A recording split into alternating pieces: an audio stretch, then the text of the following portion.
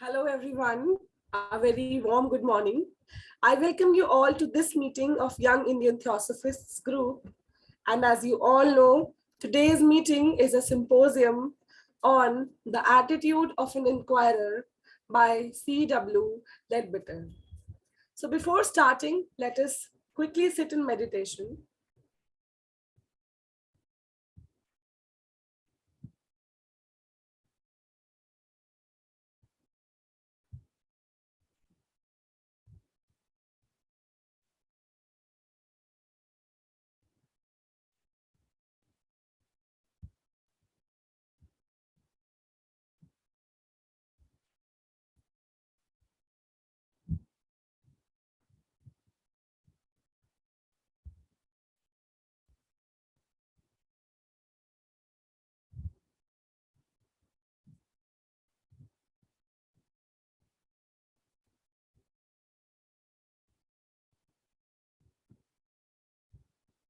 O hidden life, vibrant in every atom. O hidden light, shining in every creature. O hidden love, embracing all in oneness. May each who feels himself as one with thee know is also one with every other. Come back, everyone. Thank you for joining. Our speaker for the day, our first speaker for the day, rather, is Sister Smitapragyan Patro. She's a member of TS since 2006. She is president of Pythagoras Youth Lodge, UTF. She has completed her BTech in biomedical engineering and is working as an application manager in Hyderabad. With this, I would like to invite Sister Smita Pragya for her talk. Over to you, sister. Thank you, Kritika. Thanks for the nice introduction.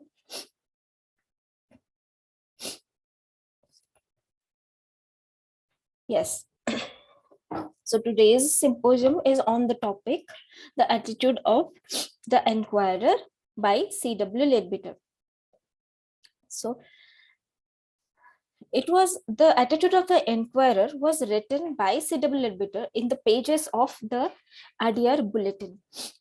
He has received many letters from those who were put in the position of lecturers and teachers of theosophy, asking how best to meet the constant demands of enquirers for proof of the accuracy of the theosophical teaching. Another common remark of the enquirer was, "You have a large literature. I am a busy man. Where am I to begin in all this? Give me the most important part first." So generally, what happens is, we know that we have a very large theosophy has the literature, so we have many good resources and many books. So the enquirer is asking that from where we will start, from the so the question that how they are asking to answer the question of the enquirers, C.W. Ledbetter, what he did is, instead of writing a number of private letters, he put an answer through the bulletin. So now see, what we have is, like, first question, what is it? That from where I need to start? Give me some important part first. Then say we have exam, and we have a vast syllabus. So what we do is, what we ask to our before exam, what we ask our teachers, that sir, can kindly give me some important questions which will definitely come, or those are very important for the exams. So like that, he is also asking that, give me some most important part first. And one more thing is, the constant demands of enquirers for proof of accuracy of the theosophical teaching.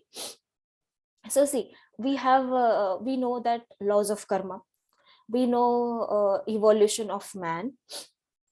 So what is the accuracy of that laws of karma? What we believe in, we believe that laws of karma, what we do, as we sow, so shall you reap. So what happens is, when we do good karma, good action, then we have a good result for that. And if we do a bad action, then it has a bad result. So what we think is, generally previously, when I was a child, uh, I heard so many people saying that if you will hurt somebody, or if you will do bad things, then in the next life you will become you will born like an animal. So how true, how accurate is this concept? See, as we know that there is a laws of evolution is also there. So if evolution process is correct, evolution means you will go, you will grow, you will develop. But if we say that if laws of karma, if you do bad, then we will born like an animal, then we are, I mean, this thing contradicts your laws of evolution. So how much accurate these things are? So those questions, and I'm giving just a simple example. So these things, these questions came into their mind, and they inquired. So for their inquiry, CWL editor was writing this letter in the ADR bulletin. So what should be the fair next, what he is saying, that what should be the attitude of the inquirer towards the wonderful mass of new truth which is put before him in theosophical teaching? It should be an intelligently receptive attitude, not one of carping criticism on the other hand, nor of blind belief on the other, but the endeavor second,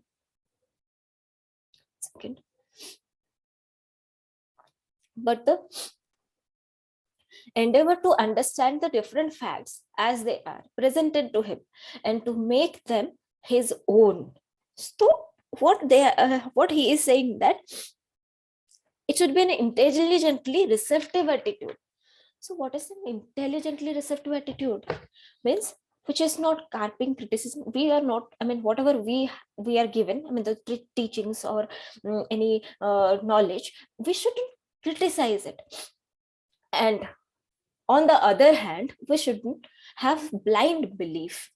Okay, understanding the facts as they are, thinking, discriminating, and applying logic behind the truth, that is called your intelligently receptive mind. Okay, so now he is saying that in theosophy we strongly deprecate the attitude of blind belief, for we say that it has been the cause of a vast amount of evil of the world. On this point, the teaching of the Eastern masters is emphatic, for they regard superstition as one of the fetters which is the absolutely necessary that a man should cast off before he can hope to make any progress on the occult path. So, why he is telling about this blind belief and superstitions? So, what are the blind beliefs? I'll give some small examples for these blind beliefs. Like, if you shake your legs while sitting, you lose wealth. If a black cat crosses your path, then your task gets delayed or postponed. In this situation, if your task got postponed, or it never happened what you expected, what what is the thing in that of that poor cat? But we believe that if a black cat crosses your path, then things will be, it will not happen properly. And why he is talking about superstition is, I'll give some examples for the superstitions which we have in our Indian culture, which many people believe still. Previously what was happening is, earlier what happened was all the natural disasters what were happening were considered as an anger of God. And in order to oppose, I mean, in order to make the God happy, what we were doing, people were doing, they were doing various kinds of rituals, and there were various kinds of sacrifices were made. See, what was happening, sacrifices means different kinds of sacrifices, like human sacrifices was also one of them, animal sacrifice was also there,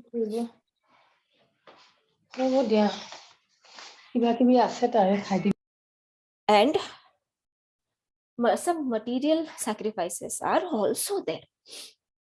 But the what he is saying, that because of this blind beliefs and superstitions, I have given some small examples that are not very bad or mm, anything for the people, but some superstitions and blind beliefs are there. Those are, they are completely uh, in creates evil in the world, in the society. Like we know these things, that converting people, some mass of people of other religion, to convert them into other religion. And in that process what people did is they killed mass people, this mass murders happened because of this conversion of religion from one religion to the other. And we know that love jihad is also there. In that process also people are killing, there the mass massacre is happening, was happening. But nowadays it is little bit not seen very much, but in the mind of people the violence, the superstition and the belief is still there. Okay, so then what he is telling, that what Sir C.W. Edwater is saying on this point of the the teaching of the Eastern masters is emphatic, for they regard superstition as one of the fetters, which is a absolutely necessary, that is, man should cast off before he can hope to make any progress on the occult path. If we will not do any mistakes, then how we will learn? So this is the thing what he is saying. This is a fetter, but it will help us progress on the occult path. They also regard doubt as a fetter, but they say that the only way to get rid of doubt is not by blind faith, but by the acquisition of knowledge. See, we are, he is what he is saying, that we are doubting sometimes. If see, in the process of logic and discriminating, what we do is we have doubts, is that whatever theosophical literature says, or whatever theosophical book says, or whatever our masters said, or whatever the great saints have said, what we think is it correct? In the process of thinking and discriminating, we think we are having doubt. But he is saying that doubt is not blind faith. Sorry, he's saying that we can't get rid of doubt by blind faith. So we have doubts, but we cannot get rid of doubt by blind faith. So, but by acquisition of knowledge, we should have proper knowledge, we should have the proper discriminating faculty, we should have that realization, we should have that understanding through which we can understand which one is blind faith and which one is faith. Okay, so what he is saying, that it would be quite useless for a man to exchange blind faith in Orthodox Christianity for a similar blind faith in those who happened to be writing or speaking on theosophy. To say, thus, saith Madame Blavatsky or Mrs. Besant, is, after all, only a small advance on saying thus saith S. Paul or S. John.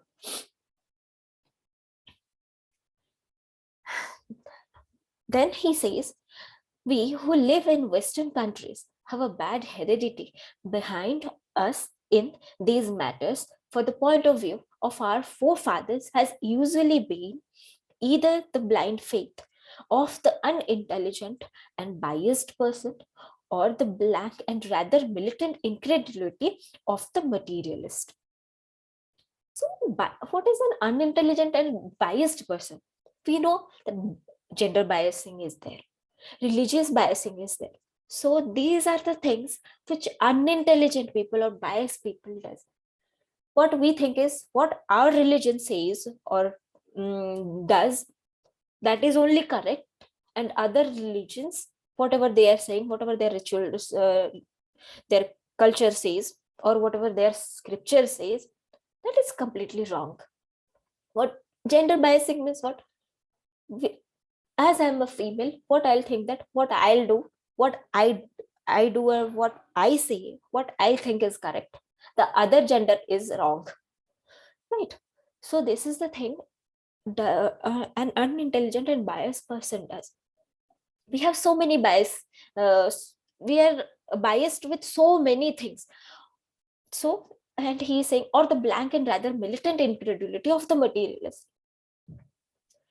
We have been too much in the habit of thinking that what does not happen in Europe or America is not worth taking account of, and that nobody outside of ourselves knows anything at all. So what he is giving example of Europe and America, that what they think is, what they talk or what they think is, that is worth taking, or that is right, and nobody outside of that knows anything or does anything right. Everybody is wrong outside their surrounding, their culture. Many of us have grown up in the midst of the ridiculous theory that there was only one religion in the world and that the vast majority of its inhabitants were heathens whom we had to save, and that if we could not do that, they must be left to the uncovenanted mercies of God. It seems incredible that civilized people could ever believe anything so silly. But what I state is actually the fact. When we think that we may have had among our recent ancestors people who were capable of that, we see at once that we are but ill prepared for the reception of a rational creed. Again, we have been unfortunate in that we had not even the whole of Christianity, for history shows us that what has been taught to us is only a dismembered fragment of the original form of that religion. Before the Gnostic doctors were cast out, Christianity had a system of philosophy fully equal to that of the other religions, but after their departure, it was but a truncated faith. Still, its ethics remain to it, and they will be found to be exactly the same as those of the other great world faiths. In theosophy, we hold that it matters little what a man believes, but much what he does, whether he is kind and noble, just and gentle, pure and true. See, we have seen so many in our society, so many babas are there who claims that they are saints and they know everything, they can see the future and they have seen the God. So what they say is, some people are there who believe them blindly. Whatever they say, they believe. They trust whatever that those so-called babas says. So what happens is, but we are seeing so many newspapers and so many news that those babas which people believe blindly, they are kept under bars because of their actions, their bad actions. So that is the thing. That doesn't matter what he says, CW Bitter, what we say or believe, that doesn't matter. What matters the most is what I do, how I act, Am I kind and noble, just and gentle, pure and true? So that is what he's saying. It may be of interest of Western readers to remember that on this subject, the teaching of the Christian scripture is exactly the same as that of theosophy. In the 25th chapter of Matthew will be found a striking account said to have been given by the Christ himself of what is commonly called the day of judgment, when all men are to be brought before him and their final destiny is to be decided according to the answer which they are able to give to his questions. Remember that according to the theory, the Christ himself is to be the judge on that occasion, and therefore he can make no mistake as to the procedure. What then are the question upon the answers to which the future of these men is to depend? From what one hears of modern Christianity, one would expect that the first question would be, do you believe in me? And the second one, do you attend church regularly? So what he is saying that whenever Christ uh, is the judge, and people, what, and then when the judgmental day comes, what generally people will think, Christ will ask that, do you believe me, or do you go church regularly? Those are the things Sister we Smita, think. Yes. you have 2 more minutes. Yeah, okay, yeah, 2 more minutes only. I'll also take only 2 minutes. Thank you. So he is saying that, so church regularly, but the Christ, however, unaccountably forgets to ask either of these questions. He asks, did you feed the hungry? Did you give drink to the thirsty? Did you clothe the naked? Did you visit those who were sick and in prison? That is to say, were you ordinarily kind and charitable in your relations to your fellow men? So, this is what matters, how we behave or how we act. That doesn't matter how we, what we believe or what we say. And it is according to the answers to those questions that the destiny of a man is decided. So far as he, the judge, he explained himself, any heathen who had done these things would at once pass into eternal felicity. For he says no single word about belief at all. As regards all these virtues, the teachings of all the religions are identical. The daily life of the really good Christian will be found to be identical with that of really good Buddhist or the really good Hindu.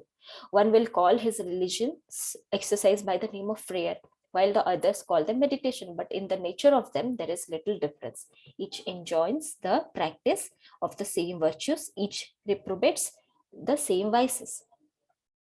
So, what is the thing is, what theosophy means?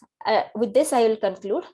What theosophy is, what we are thinking that for theosophy means it's an organization, or what theosophy says, whatever the theosophical literature says, that is theosophy. No, what theosophy is what we learn and do and act. As theosophist, who called a theosophist? Theosophist is a person who does, who acts what theosophy exactly says, who believes and reflects theosophy in his or her actions. Thank you so much. Thank you, Sister Smita. So moving on, our next speaker for the day is Brother Varun. Brother Varun has done his master's in mechanical engineering. He has more than 12 years of experience in automotive industry. He was introduced to theosophy by family, and his grandparents were initially the members. He participated in youth conference organized in Adyar in the year 2018 and 19. In 2018, the theme was yoga, and he presented the topic on Jnana Yoga. In 2019, the theme was meditation and human regeneration, and he presented scientific studies and effects of practicing meditation. With this, I would like to invite Brother Varun. Over to you, sir. Thank you, Sister Kritika. Am I audible? Yes, sir. I just share my screen. Can you enable it? Just a second.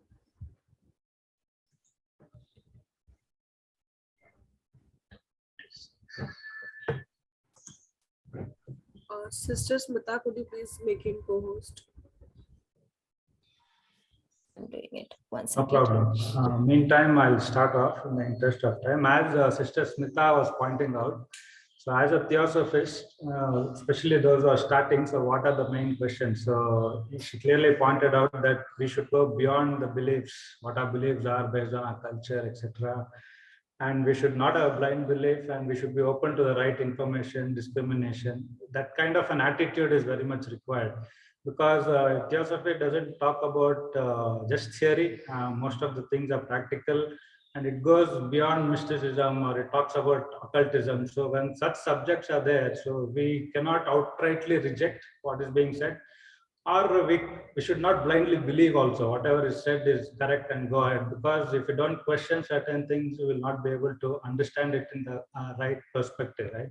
So both ways, I think that part, I think Sister Smita made it clear. Is my screen visible now? Yes, sir. Yeah, so going ahead in the same perspective, going ahead, so what we say on taking up the study of theosophy, so it is necessary that we should adopt an entirely new attitude, that we should open the doors of the mind and learn to treat religion as a matter of common sense, exactly as we do science. So on the one hand, we must accept nothing which does not command itself to us as reasonable. And on the other hand, we should not expect proofs of the nature incongruous with the fact which we are considering.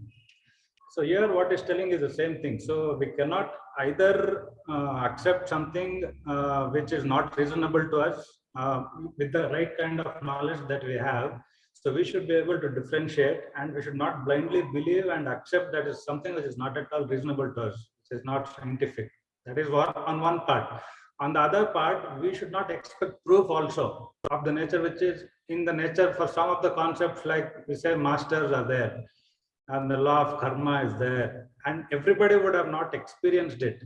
Just because it is not experienced, so we should not expect the proof, scientific proof. So now prove me how this reincarnation works. And of course, science has a lot of studies, and a lot of things have come up, and science also accept.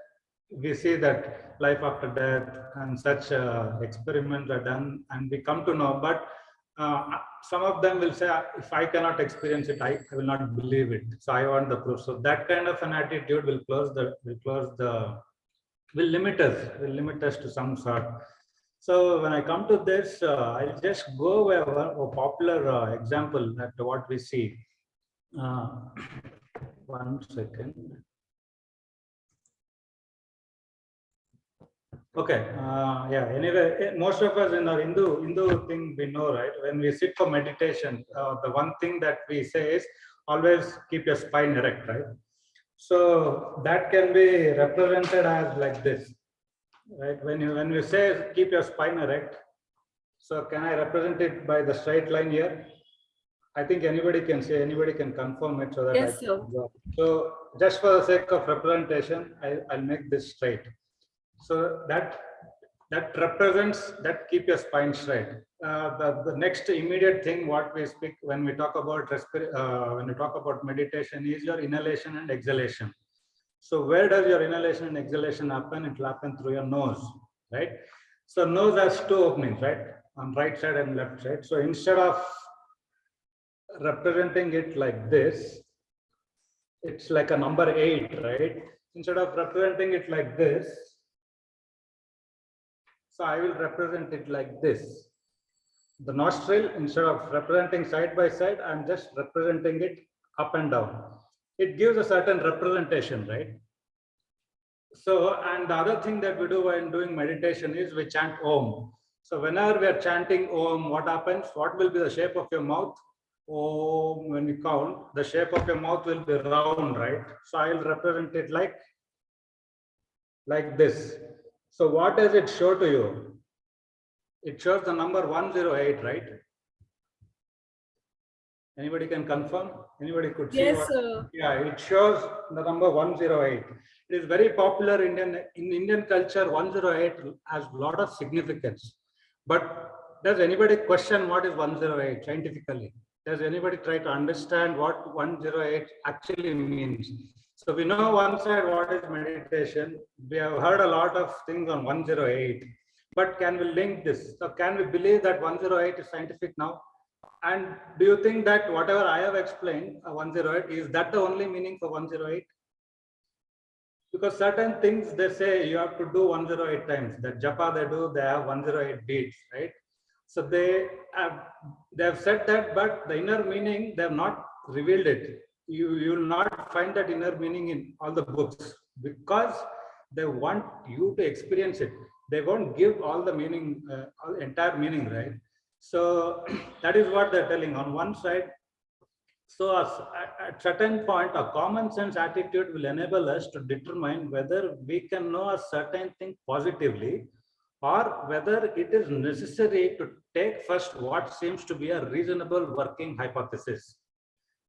So when we have a little bit of common sense, so whatever I showed the example now makes sense, right?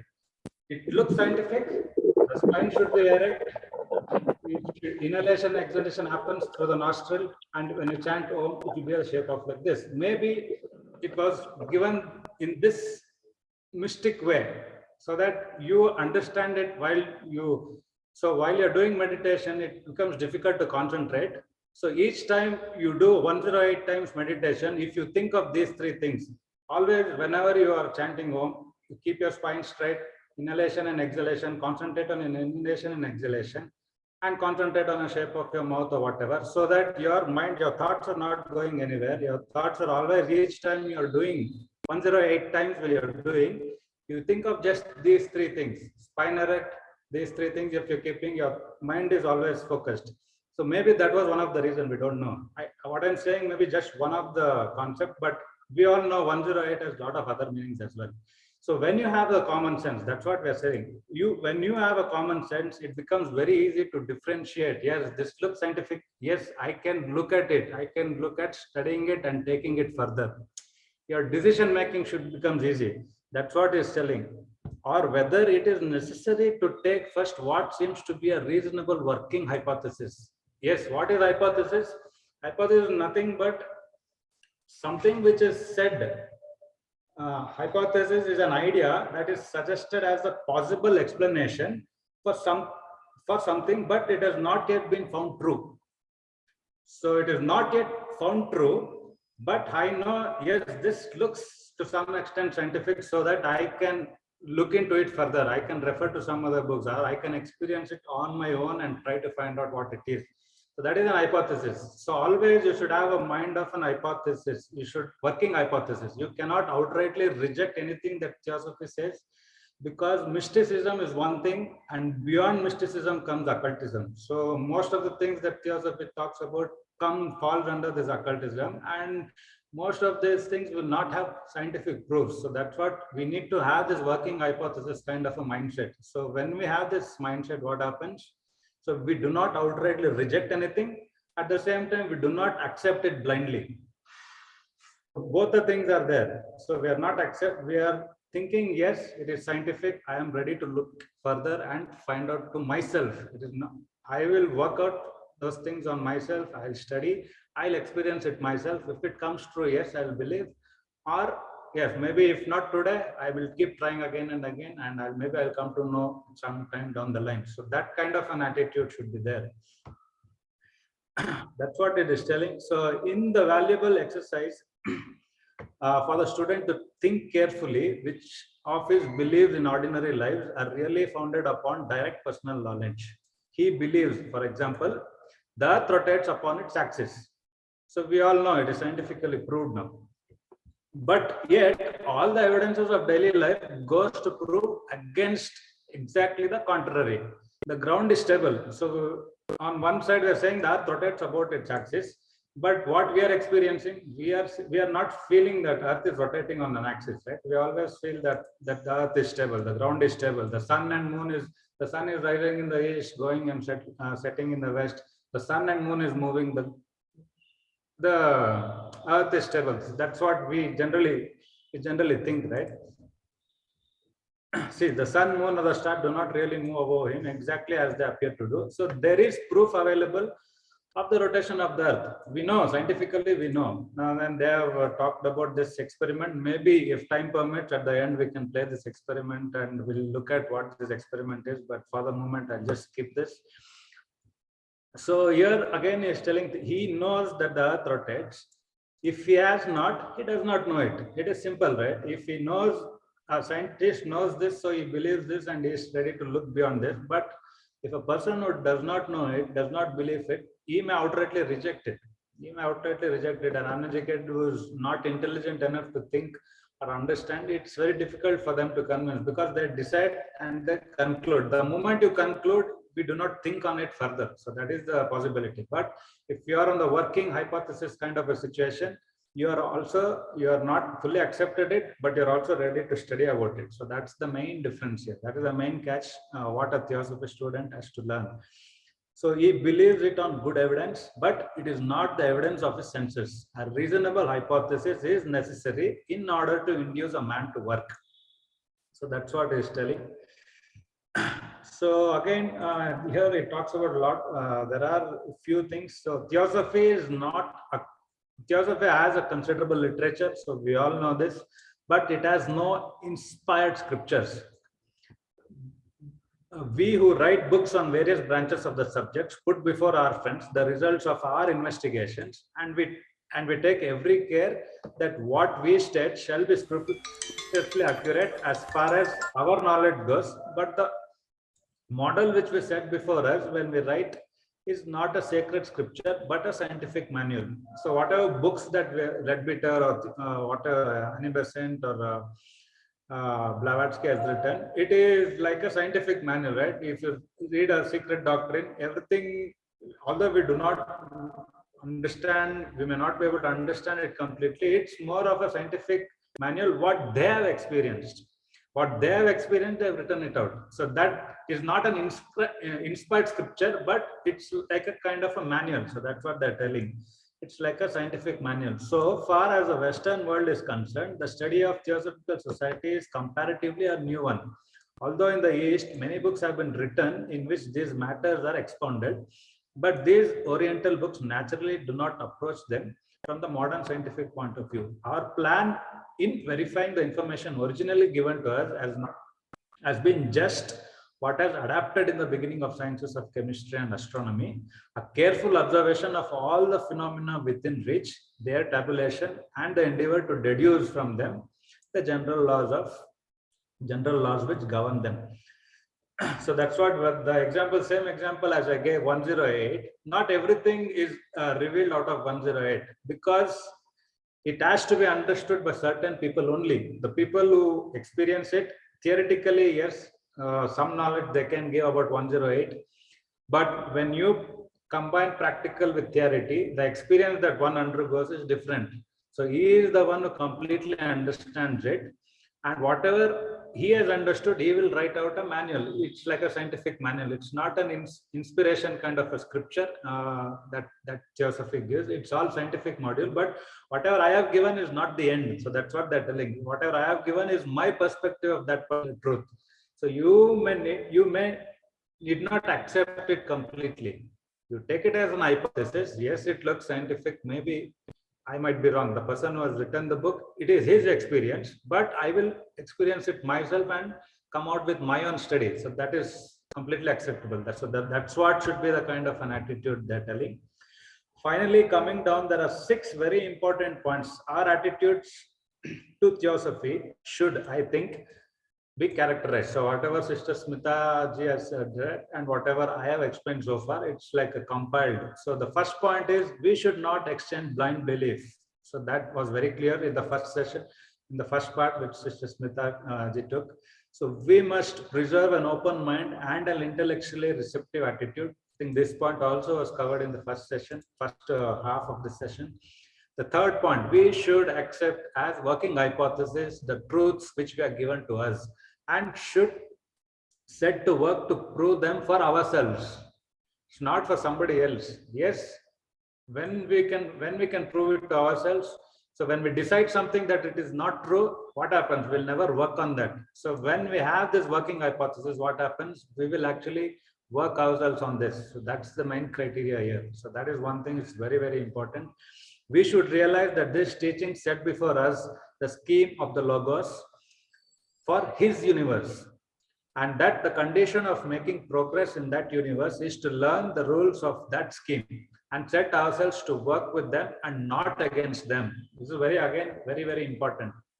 There are certain rules which we may not accept, but it's there in the nature and we have to work with them. We have to understand and try to work with them, and we should never go against that and work. It's like wasting our time going against them. We might not completely understand it, but we should believe again that somewhere our imagination should come, our scientific knowledge should kick in and say, yes, I might not have the full proof to understand it completely today, but I think this is the right direction. When we think like that, we will start looking at various ways to understand that same thing deeply. So that is another very important criteria. The third thing is we should seek development or progress, not for the sake of ourselves, but in order that the knowledge we acquire may be used for the benefit of the humanity. I think this point comes again and again in a lot of books in theosophical literature. It's whatever progress that we are doing, if it's not for the individual progress, it's always related to the community. It's always to serve the people. That kind of an attitude should be there. So that is another important thing. So we must change absolutely our point of view towards life. When regarding the sorrow and suffering of the world, we must put aside the despairing attitude of the theologian for one of the hopefulness, because the teaching fills us with calm certainty that everything will at last be well. So there is always, we should change that perspective towards life, that no, always I'm sorrow or always I'm suffering. And if you're stuck there, we're always stuck there. The suffering and sorrows are always there, because that will pass off. So that should be the ultimate thing in our mind, and we should not lose our energy and focus on just thinking of why I'm sorrow, why I'm suffering. Instead of that, if we are ready to move on with all the literature that we have, I think that will progress. That will help us benefit. That will help us go ahead and develop faster personally. And when we develop personally, it also helps the community. So we should also have that kind of mindset, as pointed out in number 5. So when all this happens, so that's the kind of attitude that students should have. That's what they're telling. I think I'll close here. Took a little bit of more time. Yeah, I'll hand over to you. Thank you. That's all I have. Maybe if you have questions, we'll take at the end. Okay, brother, stop your screen sharing. Yes, yes.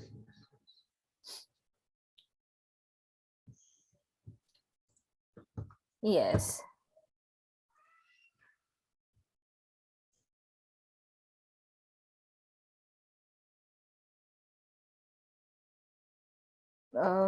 So our next speaker is Sister Kritika. One second. Yeah. So Kritika is an engineering graduate who has pursued her BTech in mechatronics from Vanasthali Vidyapit, Rajasthan. She is a native of Ghaziabad and a young member of Prayas Theosophical Lodge. She is a trained classical dancer also. She likes to travel around the world and explore new things. She is a quick learner and enthusiast who likes to participate in public speaking and debates. She is always eager to help others in whichever way possible.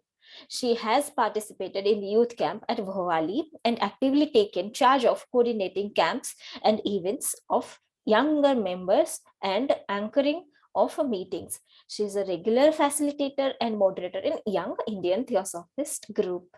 So let's welcome Sister Kritika. Over to you. Thank you, Sister Smitapragyan, for such a nice introduction. So I think both of my co-speakers have very well explained everything. So let's now quickly move on. And let us now focus on relative importance of the truths. Again, theosophy lays before us a vast mass of new truths with regard to the constitution, both of man and of universe, and also with regard to their past and future. Though the outline is simple, the detail is considerable.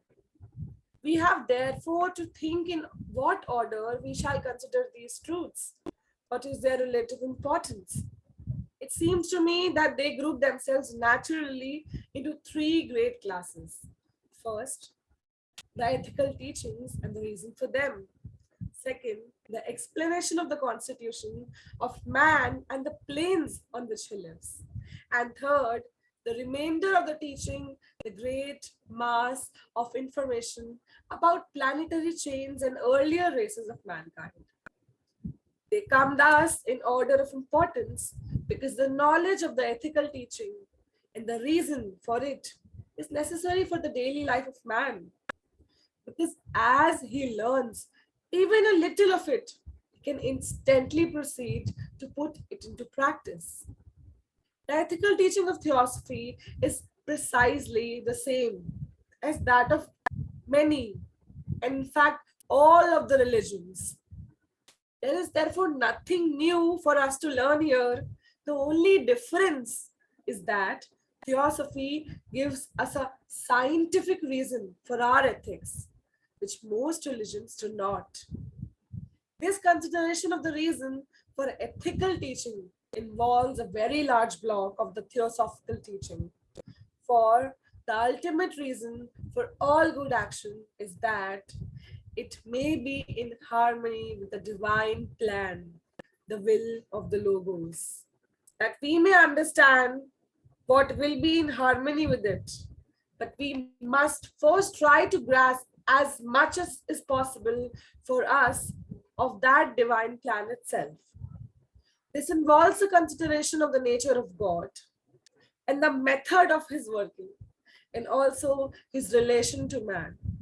Under this head, we must speak of the logos of our solar system and the beginnings of that system, of the atom, of the planes, of the nature, of the formation, the constitution, and development of man, and of the methods appointed for that development, and the way in which he can hasten it, and of the obstacles he will find in his way. In general, if we observe, people don't confront the truth as is. Rather, they will believe the falsehood. Day after day, we sleep, we follow our routine, get tired, and then sleep again. Unless something miraculous or something different happens, no one actually realizes the truth.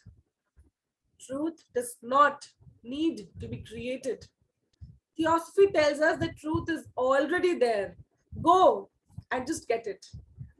That is why its motto is there is no religion higher than truth. It doesn't talk about any religion, any gurus, but only the truth, how it is being evolved throughout.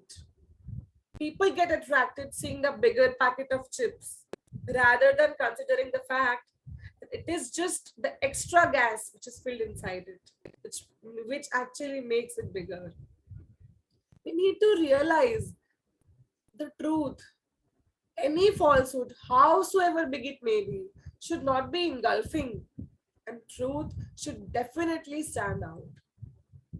The second block of information with regard to the constitution of man and the world in which he lives is also of great importance to him, as showing him how to do many of the things which the first division of the teaching has commended to him, as showing him also how to be much more useful to his fellow men, that he could be without this knowledge.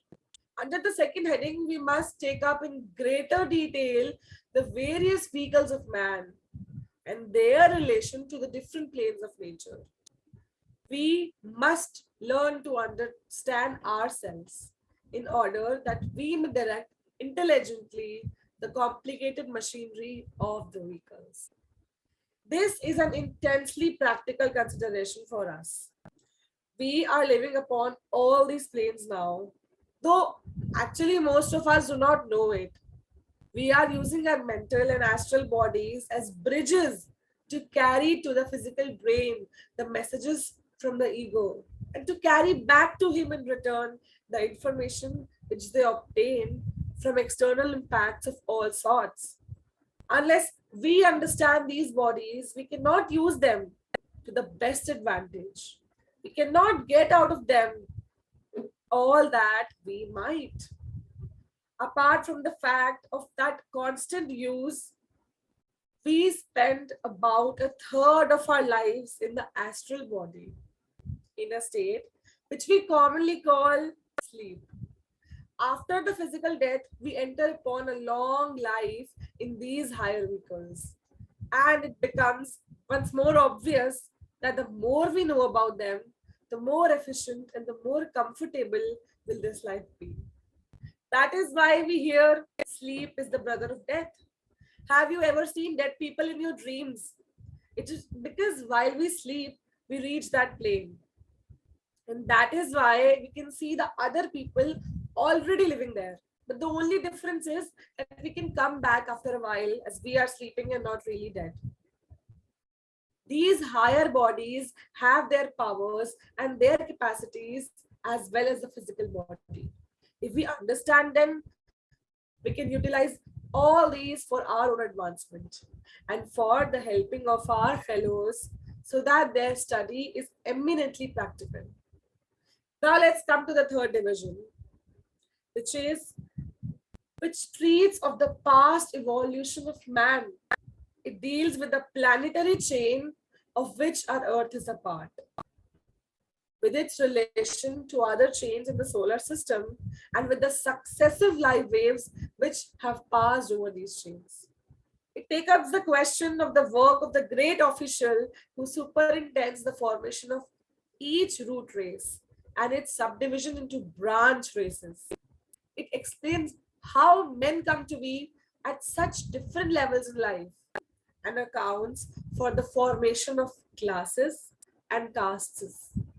Although this appears to be less practical than the other kinds, we shall find out not only that is intensely interesting, but that it has its uses as well. It is a remarkable fact that all religions have made it a special point to teach their followers something of the beginnings of the world and of man, of course.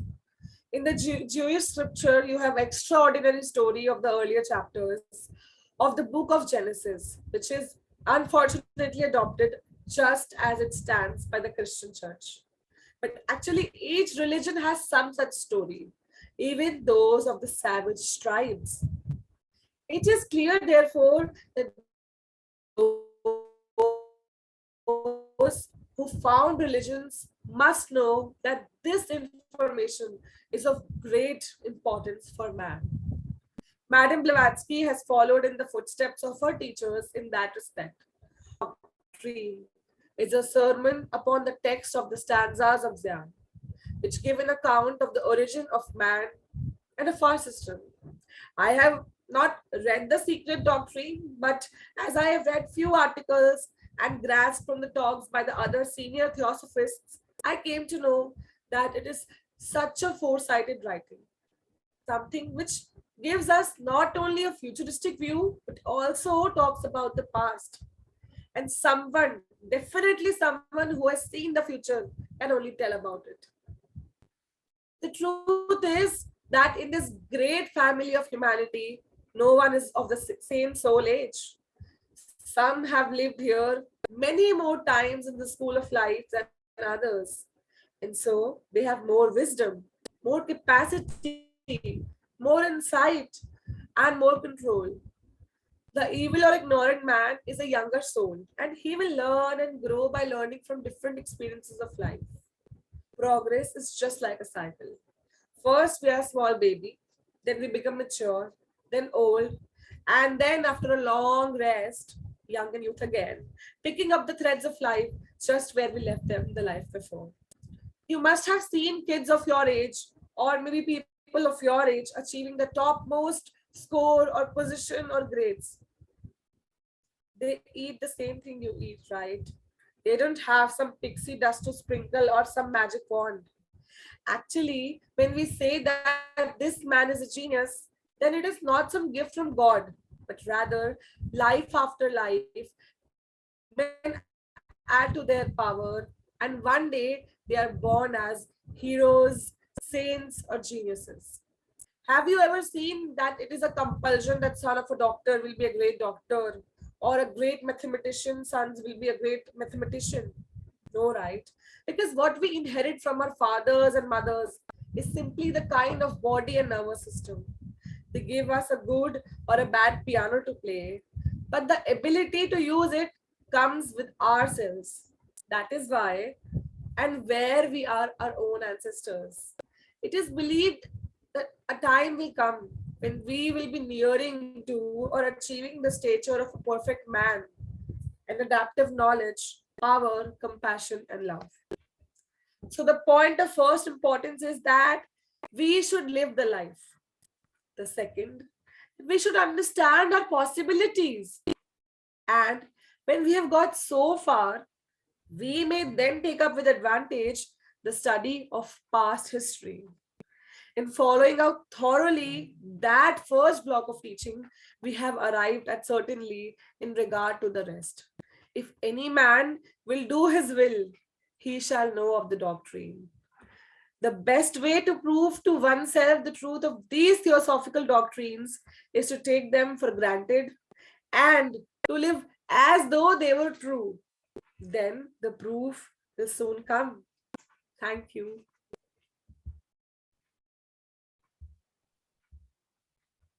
Uh, Thank you, Sister Kritika.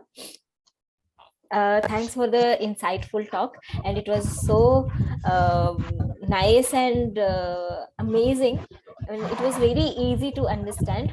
And thanks to all our speakers. Thanks to Brother Varun, and thanks everyone for joining and making this program a successful one.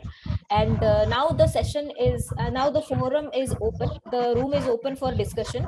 So anybody has question for Brother Varun, I guess? Yes.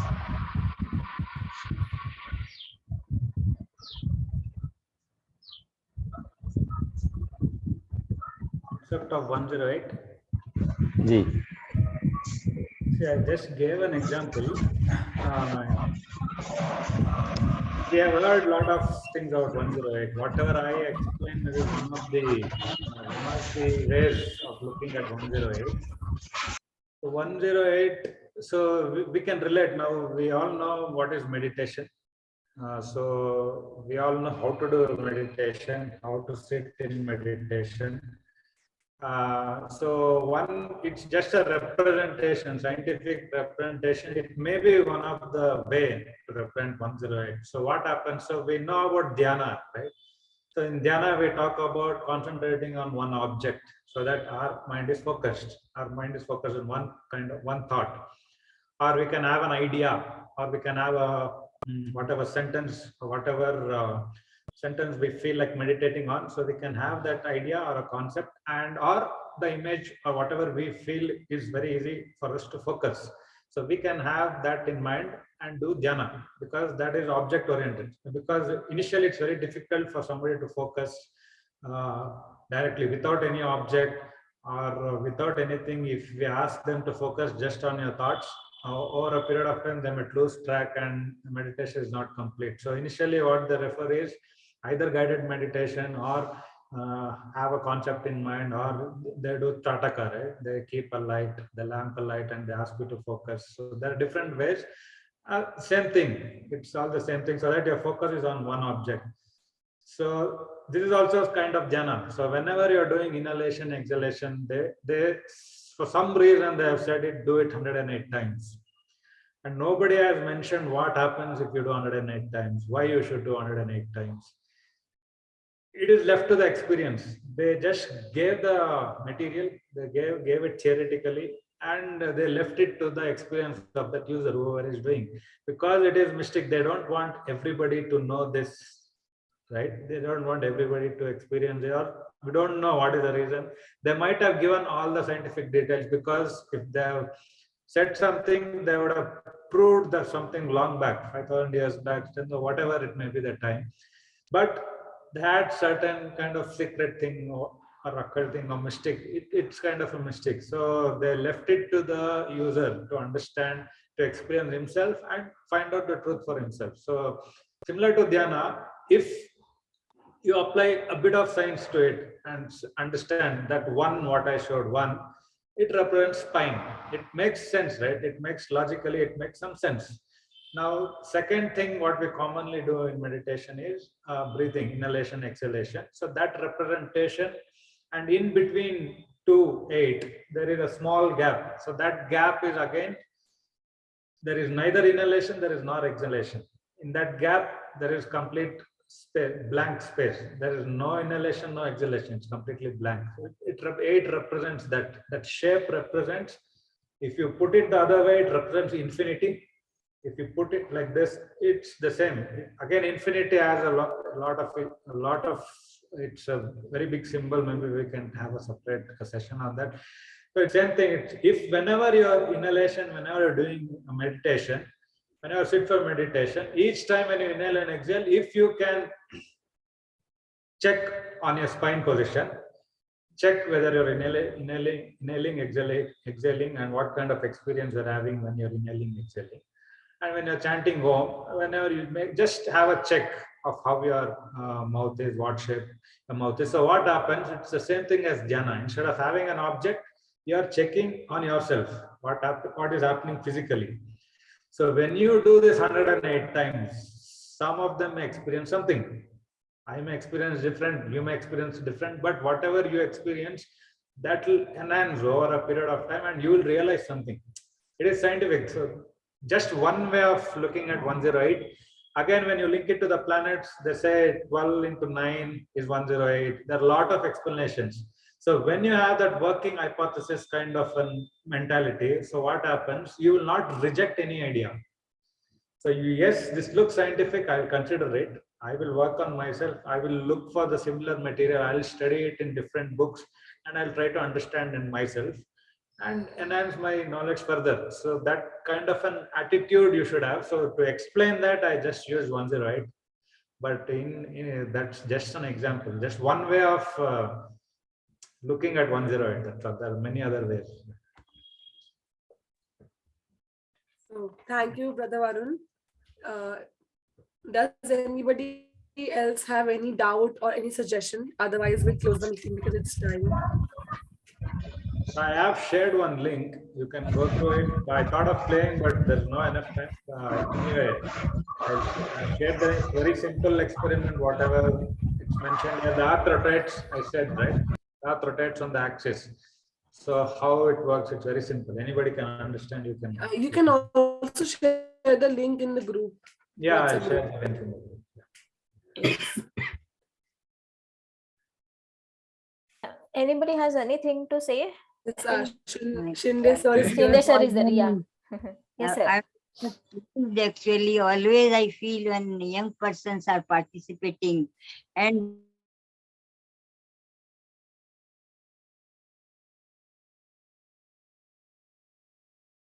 that they are interesting learning, there is a thirst for learning and the divine wisdom. And divine wisdom is a very great thing actually, and meditation, as Brother Varun was saying, there are many ways to actually meditate. But to have to experience yourself, it is a 108, and it is even in the part 127 times one they can do in the very short, and then in part 27 times, 27 times, 27 times, 27 times. They cannot, who cannot do for 108, then it can be done like that also. And it is also matlab that we can do like vipassana, you can do by praksha, you can do by matlab this concentrating yourself in the two eyebrows and all this. There are many types actually, but I feel that all speakers were so learnedly spoken and so beautifully, and with all new matlab aspirations, So, and energy. So I feel energetic actually with you. I'm an old person, but I'm very much old by the age, and I'm not for learning. I can learn everything, and always that's why I'm joining. And I'm very happy to hear all Smita and sister Kritika and Varun brother and everybody. And I feel that this type of symposium should take time to time. By all lodges, they can, if they can manage online, then it's a very good thing to explain and understand and to give the knowledge, because neither we have to be with blind belief, nor we to have to criticize anything. This is a very good thing actually. We should not be um, very much what I say. Actually, I am not able to say the word, but we not would be attached to anything. What actually the Eastern and Western, there is nothing is and Eastern Western. Wisdom is wisdom, and divine wisdom is divine wisdom actually. So it can be always open to everybody, and the religion cannot be the like the groups. Actually, religion is the personal, as your experience is personal. When you feel that what you are, then it is your own experience how to explain.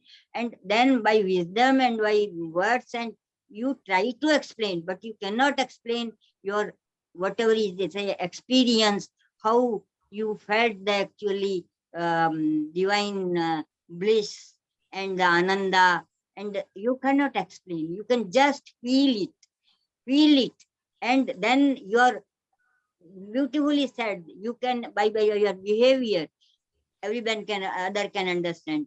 By looking at your auras, persons will understand, but not necessarily by words.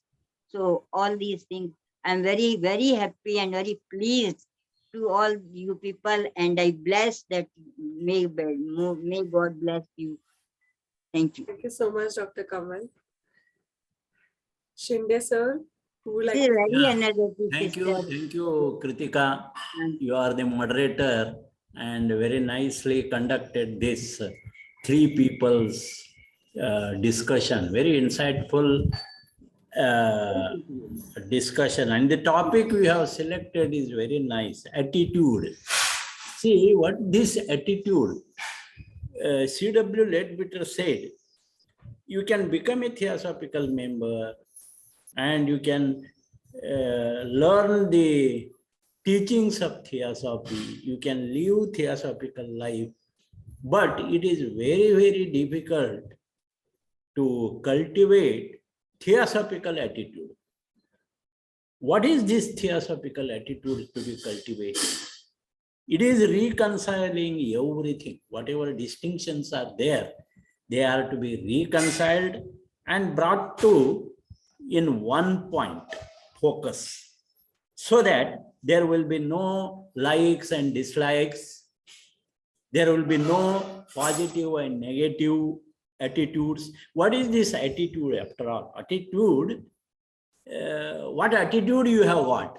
Like this, the people they are saying, it is the mentality. It is our mentality, because human mind is very different, and each one has got his own mentality.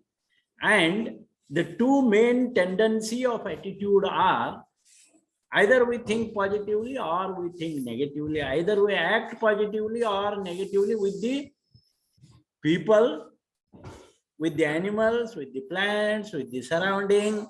So this attitude has got two main tendencies. They are positive and negative. They are likes and dislikes. Can we go beyond these likes and dislikes? So that kind of theosophical attitude needs to be developed, and it takes much time to develop this attitude. That is what C.W. Leadbeater has told about the attitude. And as Varun discussed about 108, very nicely discussed about the meditation. What I think, this we may think of uprightness, orderliness in our living. That indicates that straight line. And the 108, 0 indicates the Purnatva, and 8, as you know, Pythagorean number that represents victory, prosperity, and overcoming difficulties. All this includes in this 8. And as he related with the inhalation and exhalation, unless we have this orderly inhalation and exhalation, we cannot have this victory, prosperity, and overcoming. So, and again he connected with the Om, which is the very good sacred word. And that Om itself brings normal breathing in you. So he explained very nicely that helps for the meditation. Very insightful discussion, all Smita, Varun and Kritika. I am really happy to listen about the attitude, because it is this human mentality need to be changed. Thank you very much for giving me this opportunity to share some thoughts. Thank you, sir. Anybody else would like to suggest anything, or shall we move on? Okay, so it's time. We'll sit in meditation for a minute and then we'll do the closing prayer.